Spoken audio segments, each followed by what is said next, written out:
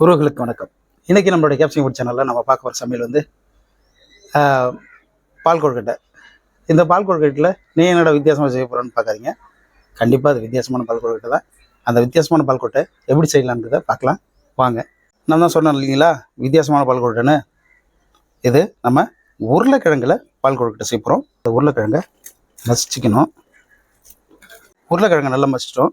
இப்போ நம்ம அந்த கான் மாவை அது கூட கொட்டிக்கலாம். மாவை நம்ம இந்தளவுக்கு உருட்டிட்டோம்.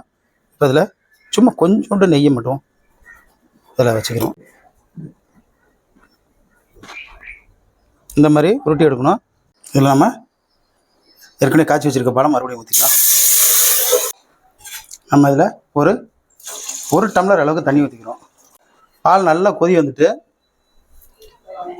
இப்போ வந்து நம்ம அந்த உருட்டி வச்சுருக்க இந்த பால் கொழுக்கட்டை எல்லாமே, அதாவது இந்த உருளைக்கிழங்கு கொழுக்கட்டை எல்லாமே அதில் கலந்து அப்படியே பொறுமையாக போட்டுக்கலாம்.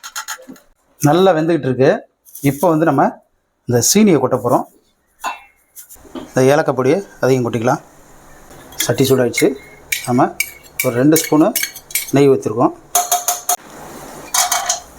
முந்திரி பருப்பு அப்படியே நல்லா வறுத்து எடுத்துடலாம். அடுத்தது இந்த திராட்சை அதில் கொட்டிக்கலாம். ரெடி ஆகிடுச்சு. இதை நம்ம இறக்கி வச்சிடலாம். 1 ஸ்பூனு கான் மாவு எடுத்து நல்லா தண்ணியில் குழச்சி நம்ம இந்த திக்னஸுக்காக அதில் ஊற்ற போகிறோம். இப்போ நம்ம இந்த தேங்காய் துருவலையும் அதில் போட்டுக்கலாம். இதில் வந்து இப்போ இந்த வறுத்து வச்சுருக்க முந்திரி பருப்பு திராட்சை நம்ம போட போகிறோம்.